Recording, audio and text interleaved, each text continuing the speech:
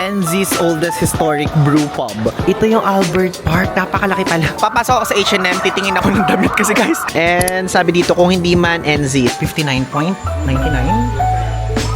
Ito, Chloe, 139. Hello guys! I'm back again with another video. At ngayon po sa episode na to, iikutin po natin ang largest city sa New Zealand, ang Auckland. And ayan guys, as you can see, andito po tayo ngayon sa area ng Britomart o Britomart. Ano ba tawag dyan? Ano ba basa? So yun po. At gusto ko lang i-share sa inyo na ito nga po ang largest city dito sa bansang ito na meron pong 1.6 million na population. And alam nyo ba? Alam nyo, ang population na yun ay binubuo ang 1/3 na population ng buong bansa. O diba? Ganun kalaki. And aside from that, ito pong mismong city na to ay kilala to na City of Sales. Kasi mamaya papakita ko sa inyo. And now, gusto ko lang i-share sa inyo na dito po sa area na to, meron ditong train station. And ayan, as you can see behind me, ayan po nakalagay dyan, Waitemata Britomart Station. And aside from that, dito po, punong-puno po ito ng mga luxury brands and shopping mall or area. Kasi doon, meron doon mga LV, dito may Coach, may H&M, merong COS, tapos Lululemon dito sa side na to. And now, sa first stop natin, pumunta po tayo sa Quay Street Waterfront. Ito pong pupuntahan natin, main waterfront road to na nagko-connect ng Britomart, Viaduct Harbor, and Ferry Terminal. Ganda nito, harbor side na building. Ang ganda niya guys. Tingnan nyo, meron nga dyang orasan eh. Diba? Tapos dito po, meron dito nakalagay na dito po yung... Wait lang, papakita ko. Nakita ko kanina eh. Ayan o, the ferry building something. So, ferry terminal yan.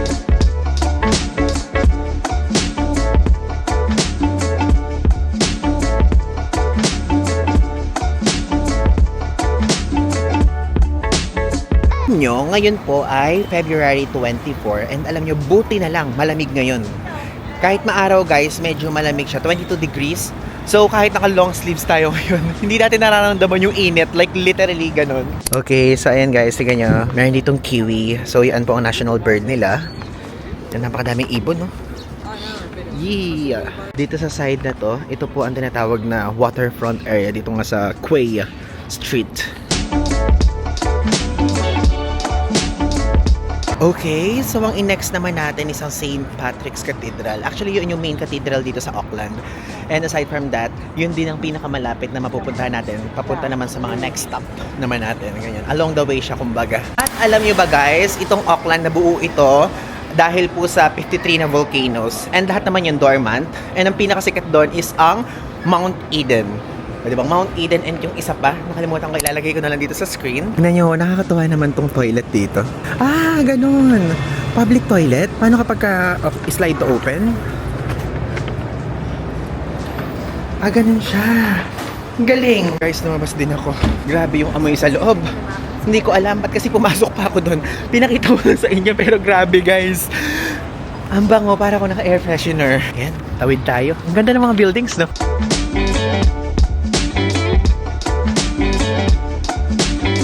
Ayan, malapit na tayo. 6 minutes na lang nalakad. 350 meters. St. Patrick's. Alam niyo, na-observe ko din dito, napakadami po ditong pharmacy. Super dami. Kaya hindi kayo magkakasakit dito. Wow. So, ito yung Marriott Hotel here. Ito guys, so tignan nyo. Nakalagay dito, NZ's oldest historic brew pub. Nakita ko lang. Kasi tinitignan kayo wat-awat. Mahilig kasi tayo sa flag, di ba?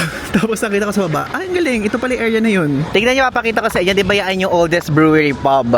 Tapos, ayun po ang hotel natin. Dito lang sa side na to. Okay, so this is St. Patrick's Cathedral. Also guys, alam nyo ba, ginawa po ito noong 1842? So yan, nakalagay dito yung mass time. Ano ba ngayon? Monday, so 7 a.m. yung mass, tapos 2:15. Uy, katatapos lang ng mass. Tapos ayun po, pagka Saturday, public holidays, 8:30. Ganda oh. Ah, so hindi ito yung pinakapinto. Gilid siya, ito yung pinakapinto. I mean, is yung entrance.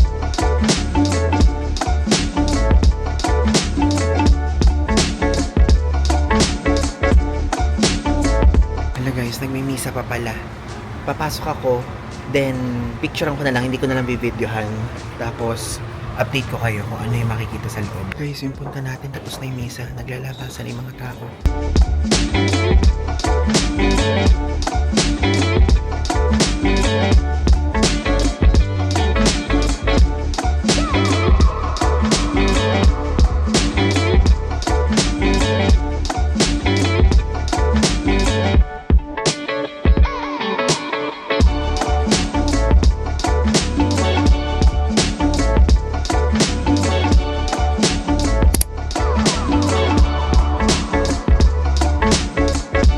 Okay, now guys, andito ngayon tayo sa Sky Tower. And alam nyo ba, ito po ang pinakamataas na building, pinakamataas na structure sa Southern Hemisphere. And meron po itong taas sa 328 meters. Take note, mas matanda po sa atin to. 1999 tayo pinanganak, ito 1997 in-establish. And tignan nyo, habang papalapit ako, meron ako nakita dito nakalagay Sky Jump, tapos Skywalk. And alam nyo ba, share ko lang sa inyo fun fact, yung commercial po na, yung pag-bungee jump ha, yung talagang ginawa ng negosyo, ay sa Queenstown po yun. Dito din yun sa New Zealand.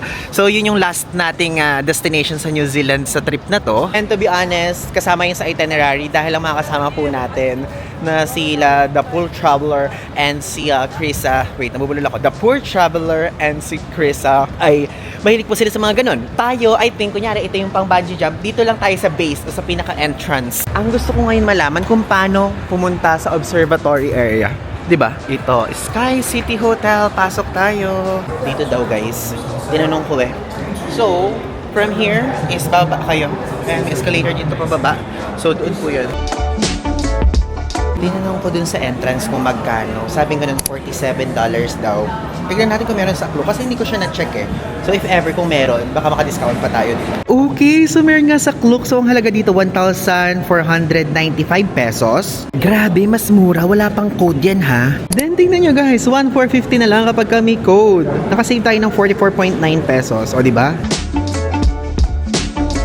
So guys, kung ayaw nyo bumili sa Klook, mayroon naman kayong option na dito na lang bumili. So tumatanggap sila ng card payment saka cash. Again, kapag ka po dito kayo bumili, 47 and ZD po ang presyo per person.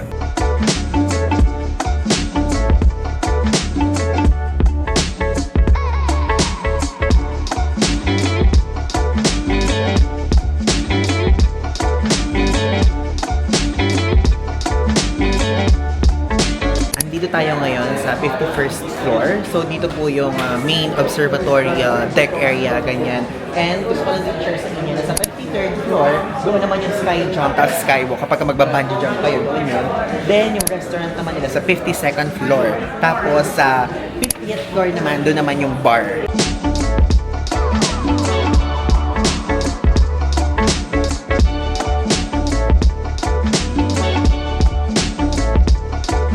If ever kung pupunta kayo dito, pwede kayo magganito. Binocular guys, 8cm. So 2 NZD each. Try. Plus dito sa side na to, tingnan nyo, nakalagay din naman dito yung Towers of the World. Yung pinakamataas, which is Burj Khalifa. Then nakalagay yan, Tokyo Sky Tree, Canton Tower, CN Tower, Oriental Pearl Tower, Empire State Building, Fernsehturm, Sky Tower, Eiffel Tower, and Sydney Tower. At pinaka maliit na nakalagay dito, Big Ben. So ang napupuntahan pa lang po natin, Eiffel Tower 1, itong Sky Tower ngayon, then Tokyo Sky Tree. Grabe, tatlo pa lang, ano. Itong Burj Khalifa nakita na natin pero hindi pa natin napupuntahan. Then malay nyo, mapuntahan natin tong Empire State Building. Malay nyo, mapuntahan din natin tong Big Ben. Diba? Tapos yung average house, ayun, 4.5 meters. Ito yung Albert Park, napakalaki pala. Like literally guys, ang laki oh. 'Di ba? Ito yung sinasabi ko sa inyo, Rangi Toto Island. So alam nyo, 'di ba kanina sinabi ko sa inyo, itong Auckland ay nasa 53 na volcanoes. So ito po ay isa sa mga sikat, Mount Eden tapos Rangi Toto Island, o 'di ba? The youngest and largest Auckland volcanic field having formed in an eruption about 600 years ago. May taas siya na 853 feet. Alam nyo guys kung anong atake yung binibigay sa akin itong Auckland dito sa New Zealand. Yung, nanood ba kayo dati ng Finding Nemo? Yung pinakauna, di ba meron dong nahuli sila, tapos inilagay sila sa aquarium, tapos yung paligid parang merong mga boat, ganyan. Ganon yung binibigay nito. I mean, yung binibigay nito para sa akin. Ayun, tignan nyo. Tapos doon may mga yate-yate, oh. Diba? Tapos dito po ang ating hotel sa side na to. Dahil, ayun po yung church na kaninang pinuntahan natin. Papakita ko sa inyo. Ayun po yung St. Patrick. Ayan, nakita niya? Ayun. Ito yung pinakita ko sa inyo kaninang floor. Ayan, glass floor siya na merong 38 mm thick. Tapos nakalagay dyan, it is as strong as the concrete floors you are standing on. Pasensya na, hindi ko talaga kaya. Hindi ko kaya tumungkong sa ganyan. Alam nyo, sa mga towers, usong-uso yung ganito, yung press your own souvenir pennies. Like, literally, super uso niya. At alam nyo ba, oh my God! Oh my God! Hala, glass pala yung floor na to. Kanina tinatapakan ko yan. Hindi ko nakita, hindi ko napansin. Grabe, nanginginig tuloy tuhod ko ngayon. Oh my God, oh my God. Wait, isasabihin akong information sa inyo eh.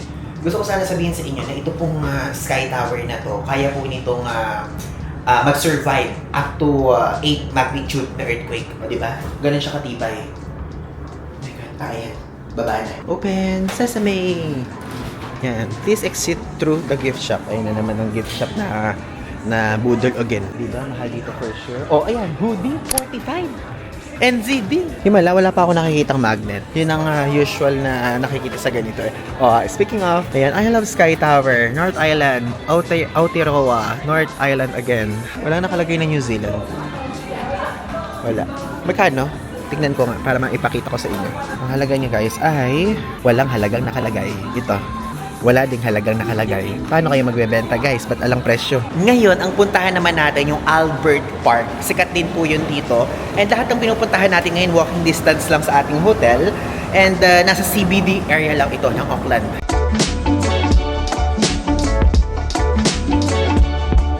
Ngayon guys, nagpunta naman tayo sa Albert Park. So, 550 meters po yung layo from here sa Sky Tower. And lakarin na lang natin. Alam nyo guys, dito sa New Zealand, namura ako guys. Tapos, nasabihan ako na syunga daw ako. Madaan lang naman sana ako. Tapos, nung nalingon ako sa kanya, ayun, nasabihan na ako ng, ayan, sabi sa akin, no, puta nga daw. Luin nyo yun, nananahimik ako. Bigla ako nasabihan ganun. Tingnan nyo, yung convenience store dito, hindi 7-Eleven, kundi 7-7. Grabe, OFW na talaga ako dito sa New Zealand eh. Mga pamilya ko sa Pilipinas, andito na ako ngayon no. Sa Western Union, nagpapadala na ako. Ang layo nitong Albert Park na to ha. Kung saan na ako nakapasok, mayroon na ako dito pinasukan na tignan nyo, ginagawang daan. Kung saan lang, basta may makita ako na madadaanan, pinapasukan ko. Grabe, nakadaan ako dito sa emergency response na area. Alam nyo, kidding aside, dito sa New Zealand, nakakaramdam ako na safe ako.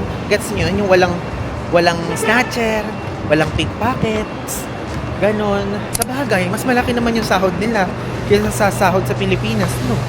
Kaya mayayaman tao dito, I think. Ang ganda sana ng picture nito, kaya lang may mga ganon, no? Ginagawa. Grabe, no? Iba na talaga yung vibe. Gets nyo yun? Kahit simple lang siyang ganyan, hindi kasi ganyan yung style sa Pilipinas. Gets nyo? So dito parang ang simple na mga stalls, ng mga ganyang shop. Sa Jollibee, kunyari, tapos McDo. Very ano yan, very colorful. Tignan nyo dito, oh, may mga iba't ibang shops. Tapos meron dito churros, ang halaga 10 NZD. Tapos ito, mga milk tea. Ang milk tea nila dito, $7.08. Ano yun, chatay milk tea lang. Since addict ako sa milk tea, computing ko nga sa pera natin kung magkano 7.08. Mahal naman ng milk tea nyo dito. Ang halaga sa pera natin, guys, $235. So, nasa New Zealand naman kasi tayo. Sige na nga, gusto ko talaga ng milk tea. One chatay milk tea. No pearl? Large. Oh, tignan nyo, may Alipay sila. Tumatanggap sila ng GCash dito. Though tayo, card yung pinabayad natin. Mag-ano tayo? Load tayo ng medyo marami-rami sa GCash natin, guys. Para GCash na lang gamitin natin sa mga susunod. Kasi nag-load ako kanina. Tapos yung sa TikTok shop sa atin sa Pilipinas, nag-sale yung gusto kong shop. Oh, and then ibili ko. Tignan nyo, yung chat time nila dito, mayroong XL fried chicken. Yung parang sa Hotstar sa Taiwan. Okay, so after natin mag-rest ngayon po, ay magsimula na ulit tayo maglakad. And before that, gusto ko lang kayo bigyan ng idea kung magkano yung mga pagkain na pwede nyo kainin dito sa Auckland. Tignan nyo to, mga burgers. Oh, meron dito chicken burger and charcoal burger, so 12 NZD. Tapos dito naman mga pizza, 12 din po. Ayan, no, iba't ibang flavor. May lamb, pepperoni, butter chicken, peri-peri, chicken and mushroom. Grabe, ang lamig, ang sarap ng vibe. Ang okay mag-inhale, exhale. Grabe din itong Auckland, no? Bawat area na nadadaanan ko, kung di nire-renovate, may construction. Ito po ba ay city of renovation? Finally guys, we're here sa Albert Park.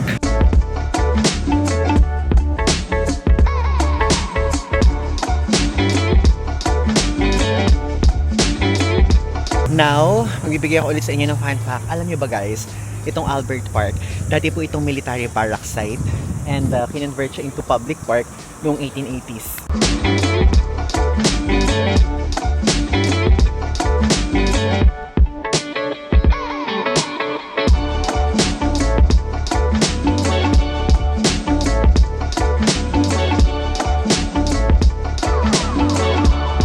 naikot na natin yung mga nakalagay sa listahan natin na pwede nating puntahan na malapit sa hotel natin.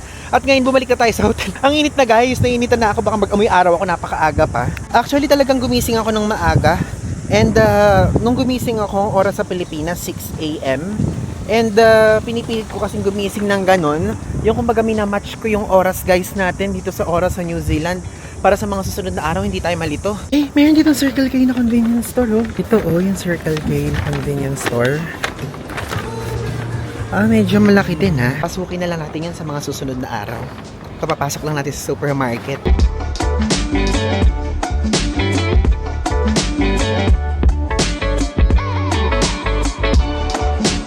Now, let's go down. I-meet na natin yung mga friends natin. Though hindi pa po lahat. Ang alam ko na may-meet ko lang si Krisa. And I don't know kung si Jax and Josh and Vince is may-meet na natin kasi parang pagod na pagod sila. Opo. Though, hindi pa kasi sila nakakapag-explore ng area. So, pupuntahan ulit natin ngayon yung Brito Mart. So, dun ulit sa area na yun. Andiyan ba si Jax? Asan siya? Ayan guys! Krisa! Okay guys, kasama na natin ngayon si Krisa. So siya po yung former TikTok manager ko ni Jax at ng The Poor Traveler.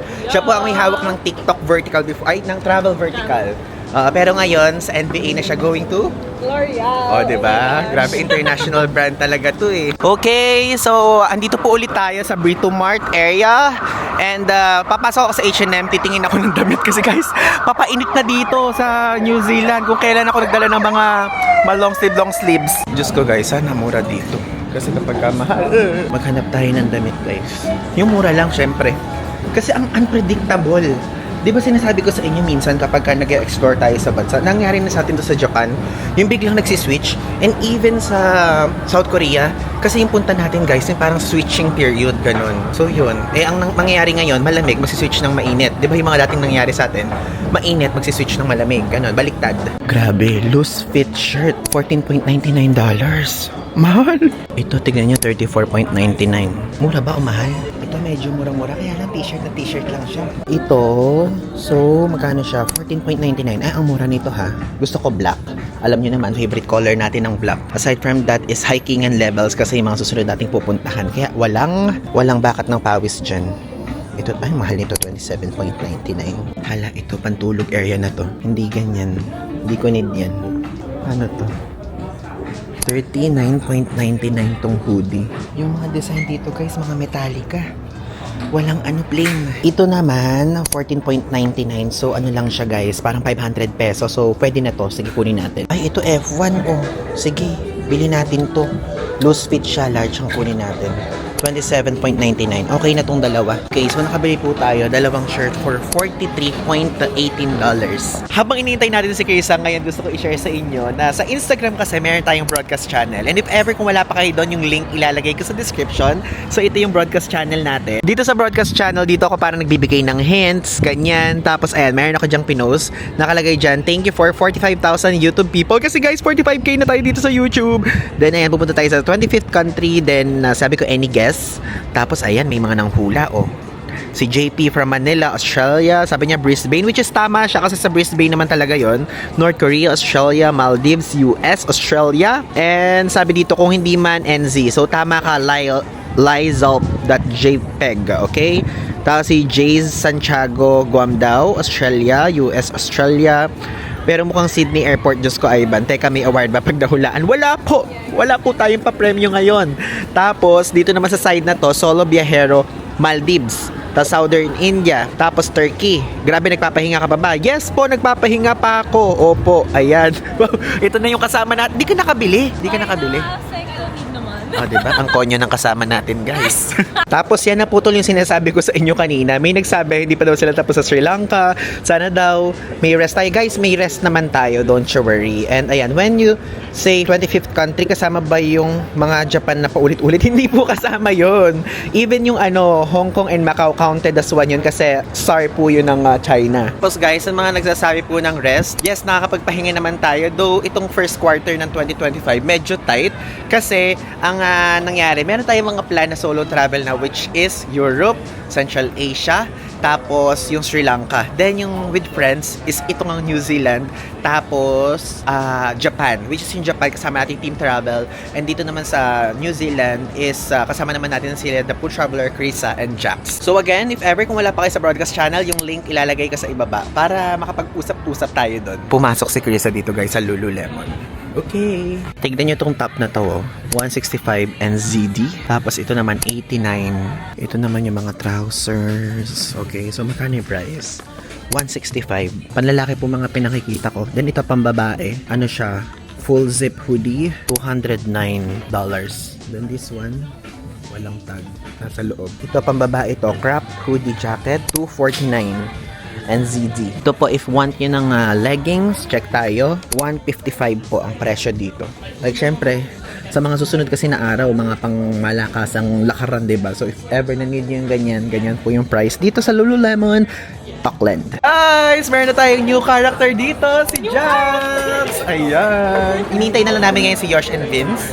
And later, magmi-meet-meet kami. Ito na ang order namin. Fish and chips, $26.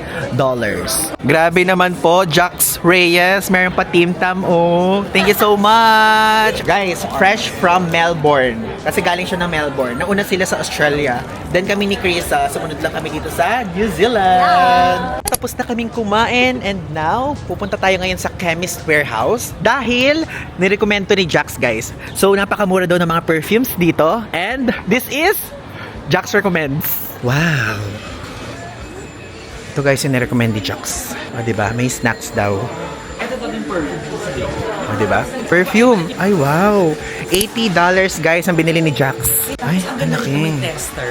May tester. Sige, go. $39.99. And makikita mo dito how much off siya from the retail price. Suggested retail price. So parang alam mo yung savings. Ang galing.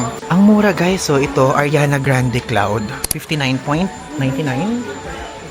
Ito, Chloe, $139. Grabe guys, so set. Tignan nyo, oh. Ito, $100. Ito, $189, oh. Though, hindi kasi yan guys yung pabango natin. Ito, meron tayo nito. Magkano dito? $189.99. Ganyan yung binili ko sa ano. May 169 Hindi ito. EDP. Oo. Yan yung binili ko dun sa magkakasama tayo sa Hong Kong. Tignan nyo guys, oh, naka-sale pala. $169.99. Ang galing. Ay, yan yung pabango mo. Hindi, ito yung favorite ko. Matagal na to eh. Ay, yung bango niya. Magkano? Parang ano niya. Parang ang light. Magkano yan? 89? Ay, ito. 119.99. Oh, yung pala yung pabango ni Jax. Guys, if ever kung gusto niyo siya maamoy, yan po pabango niya. CK, $59.99. Actually, yan yung kinuwento sa amin ni Jax. Kaya kami napapunta dito. Dahil sa CK1, tapos dito sa CKB. Ano mo bango rin to feeling ko itong Versace? Bakit di ka bumibili? Bumili ka, Jax. Kaya mo bilhin lahat yan eh. Ang tapang nga. Ang tapang. Itong Antilios. Para saan yan? Ano? Antilios is yung... Ano ang pinupuksa niyan? Sunblock Pimple? to. Sunblock. Diba? Ito Magkano? yung magandang sunblock. $34.99? Mahal naman. Pero i-check mo kung magkano sa Shopee bago mo bilhin. Kasi pag sa Shopee parang OnePlus eh, pero sa France mura talaga. Di ba? Meron naman tayo ditong ano. Ito yung mga... Alam, pwede ko naman yung tinted sunscreen. Pwede. Pero hindi ko try Nagtitintad ako. Tignan nyo guys, meron ditong Lucas Papaw, $6.99. Now, andito po tayo ngayon sa The White Lady. And masarap daw ang burgers dito, sabi ni Jax. Yes, another Jax recommends. Ay, ang mura nito. Tignan nyo, $19 guys. Hawaiian cheeseburger, $17.50. Though wala atang drinks na kasama yun. Then, tas may steak burger, $18. Diba? Wow, oh, takam na takam siya sa kanyang discovery. Or sasabihin mo masasarap to. Magkano isa? Ayun o, 18.